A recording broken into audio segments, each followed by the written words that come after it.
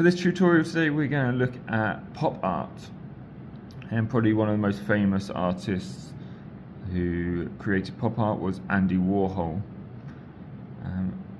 As you probably already know, or that you can see from the pictures down below, pop art is bright, bold colours, quite simple lines for the pictures. There's not too much detail in them, just to make them pop out of the page, as the title pop art suggests. So to create this piece of artwork, we will need a pencil, a Sharpie or permanent marker, a piece of A5 tracing paper. If you don't have tracing paper, you can use baking paper. It works, it's just a little bit more tricky to use. If you can get some tracing paper, it's a bit easier. And we're going to do our artwork on some A3 paper. So to start with, you need to split your A3 page into 4 equal rectangles. Now I've just used a ruler and I've measured mine out and done a horizontal and vertical line. Easier way, you can fold your paper in half and then fold it in half again, and it will give you your 4 equal rectangles. Now, as I said before, pop art is usually quite simple pictures. You don't want too much detail in them. So if we have a look here again, here we've got nice simple donuts, we've got some strawberries, cupcakes, done some sweet wrappers. This one's got a Lego man on there. There's lots of variations on this. You can look on the internet to find a design that you like. It might be something that you already have in mind. It might just be something that you create off the top of your head. But remember, just keep it simple. You don't want to add too much detail. So I've gone for a nice simple cupcake design. Try and draw it in the center of the rectangle. Try and make it reasonably large, make it a good size that it fills a good space in that rectangle. Now I drew it in pencil first, and then when I was happy with my design, I went over that in a Sharpie pen. Now we want to replicate this picture and keep it exactly the same in all 4 rectangles.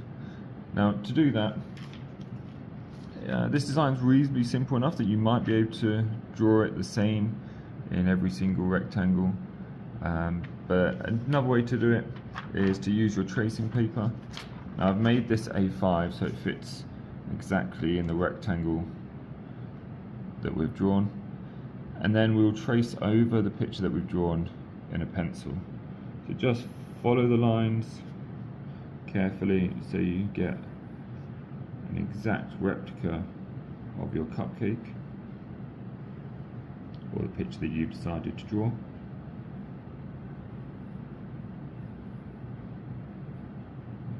Just be careful that the trace paper doesn't crease up and you change the position of your picture, so hold it tightly to the page as you're tracing in order to get an accurate picture. When you've finished, you should have the same picture that you've drawn but on your tracing paper. Okay, so the next step is to turn your tracing paper over. So this is the original picture. We want to turn it over so we're now on the back of the tracing paper. Now all we then need to do is scribble over the lines. Now make sure you don't do this over the top of your picture, because the lead from the pencil will push down on the paper and it will mark your picture that you've made. So do it on a separate bit of paper away from your original drawing. So now you should have scribbled over all the lines. Make sure you've got some pencil marks over all aspects of the line. And as you can see, it has come out on the page below, so make sure you do it on a separate bit of paper. Okay, so now we want to bring in our original artwork again and place the tracing paper carefully into one of the rectangles. Hold it down nice and tight so it doesn't move, and then follow the lines again very carefully with your pencil, and this will push the lead onto the paper below and will give you an exact replica of your first picture. Okay, so now I've gone over all the lines. Whilst you're still holding it down, you can have a quick check and make sure that it's all come out properly, and as you can see, this one has, so I can now remove the tracing paper. And what you want to do that in all 4 rectangles.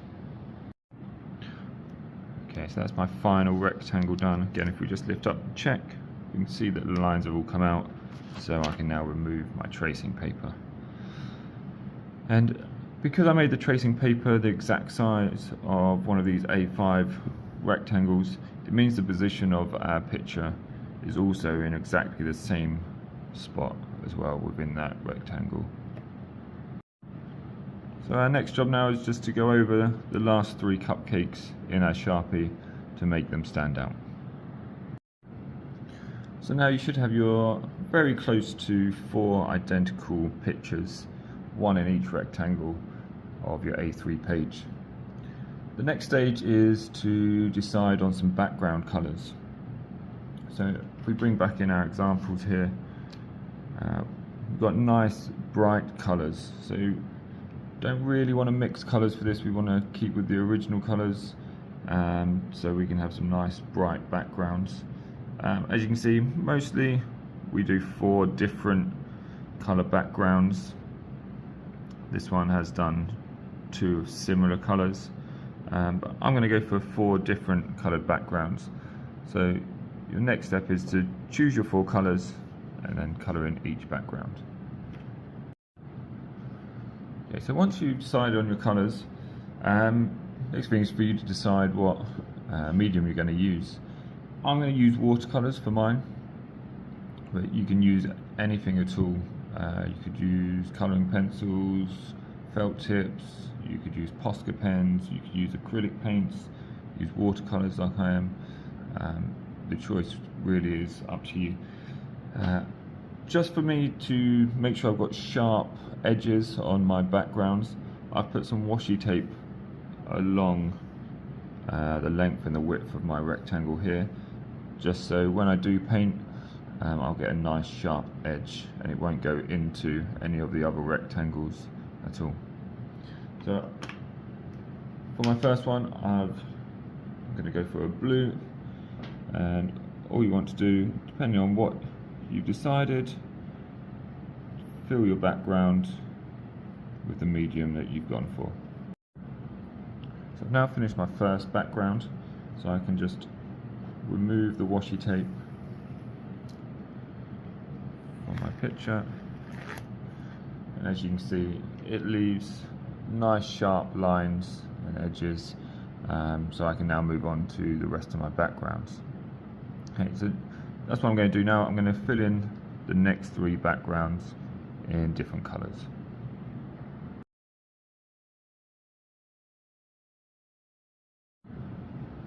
Okay, so now all 4 backgrounds are painted.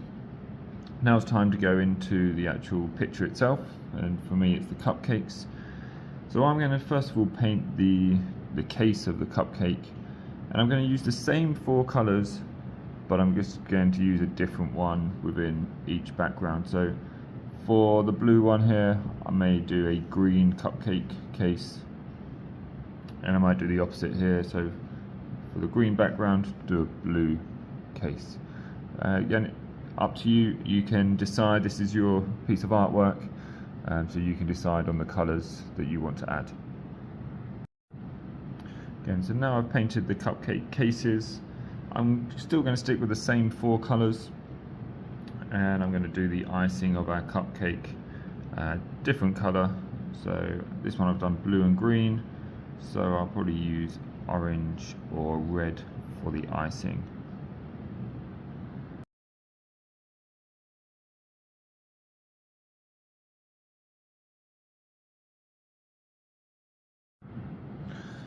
And there you have your finished piece of pop art that you have created. It's very effective, and you can create lots of different designs. You can choose what picture you put in the middle. Now once this is dry, if you want to add some embellishments, so if you want to add some sprinkles onto the top of your cupcakes, you can do that just to finish off your lovely piece of pop art. I hope you've enjoyed creating your artwork. If you have, please subscribe, please follow some of the other tutorials and try out some of the other art that I have on YouTube. And I'd love to see your creations, so you can always tag me in at LHA Artistry.